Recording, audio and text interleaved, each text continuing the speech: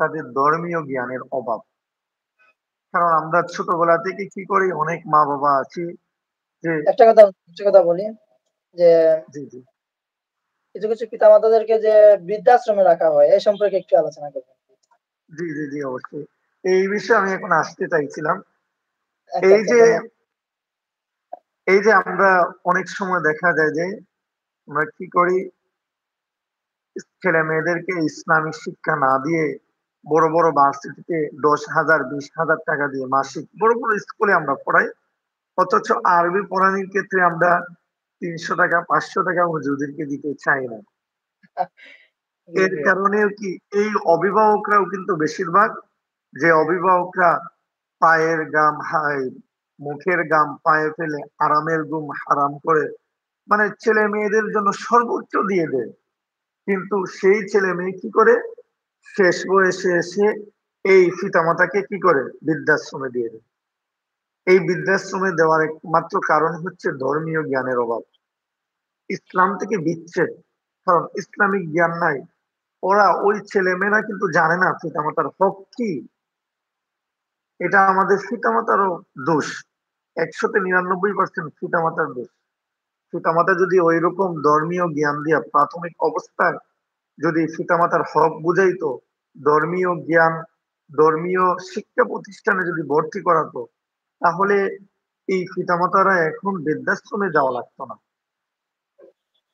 এই যারাই বৃদ্ধাশ্রমে আছে, আমি আজ পর্যন্ত আমি গ্যারান্টি দিয়ে দেই, আমি অনেক দেখছি, কোন হুজুরার মা-বাবা কিন্তু আজ পর্যন্ত কোন বৃদ্ধাশ্রমে আমি দেখি নাই। কোন জি, রিক্সা চালকের মা-বাবাকেও দেখি নাই।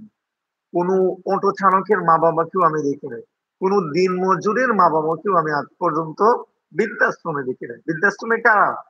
যারা প্রভাবশালী, কোটি, কোটি, মিলিয়ন, বিলিয়ন টাকার মালিক। যে পিতামাতা কোটি, কোটি টাকা সন্তানের নামে লিখে দিছে। তারপর লিখে দেওয়ার কয়েকদিন পরেই ওই সন্তান পিতামাতাকে বৃদ্ধাশ্রমে দিয়ে দিছে। এরকম অহরহ ঘটনা। গত কয়েকদিন আগে একটা ঘটনা দেখছি যে আপন ছেলে-মেয়ে পিতা এই মাকে একটা জঙ্গলের মধ্যে বস্তাবন্দি করে রেখে চলে গেছে। তারপর জানা গেছে কি যে পিতার কাছ থেকে সম্পদ জোরপূর্বক মায়ের কাছ থেকে নিয়া মাকে ঘুমের ওষুধ খাওয়াইয়া জঙ্গলের মধ্যে রাইখা। এই গত ২ দিন আগে আরেকটা ঘটনা দেখছি। শেয়ারের মধ্যে একজন বাবা মারা গেছে অলরেডি মৃত্যুবরণ করছে। হয়তো সন্তানেরা হয়তো মারতেই পারে অথবা উনি এমনিই মারা গেছে। এই মৃত্যুবরণ অবস্থায় উনি চেয়ারের মধ্যে এইভাবে ছেলেরা কি করতেছে টিপসই নিচ্ছে। বাপ কিন্তু মারা গেছে। কিন্তু সম্পত্তি বাবাকে সামনে রেখে বাবার কাছ থেকে টিপসই নিয়া সম্পত্তি ভাগাভাগি করতেছে। তো আমরা কার জন্য কি করি? এর জন্য বড় একজন মনীষী বলছেন যে সন্তানদের জন্য সন্তানদের জন্য পিতা এই ধন সম্পদ না রেখে প্রত্যেক সন্তানকে সম্পদ বানিয়ে দাও। এটা অর্থ হচ্ছে এইভাবে ব্যাখ্যা হচ্ছে যে আমরা অনেক পিতামাতা কি করি সন্তানের জন্য কোটি, কোটি টাকা ব্যাংক ব্যালেন্স, জায়গা, জমিন, প্লট আমরা রেখে যাই।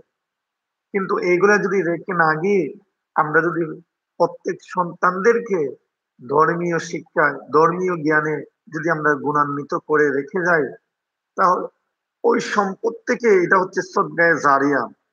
ওই সম্পদ কিন্তু ওই ছেলেমেয়েরা ভালো কাজেই ব্যবহার করতে পারে, খারাপ কাজে করতে পারে। কিন্তু তুমি এই সন্তানদেরকে যদি সম্পদ বানাইয়া যাও, ওই সন্তান কিন্তু সম্পদ মানে কি? ইসলামিক জ্ঞানে গুণান্বিত করে যদি যাও, তাহলে ওই সন্তান কিন্তু যতদিন পর্যন্ত এই ইসলামের ছায়ার তলে থাকবে, দ্বীনই খেদমত করবে, মানুষদেরকে দ্বীনই দাওয়াত দিবে, মাদ্রাসায় খেদমত করবে, মসজিদে খেদমত করবে, মাঠে ঘাটে সবসময় দ্বীনই কাজ করবে। এই একটা পার্সেন্টেজ একটা অংশ ওই সন্তান যতদিন বেঁচে থাকবে ততদিন পর্যন্ত তোমার কবরের মধ্যে যাবে।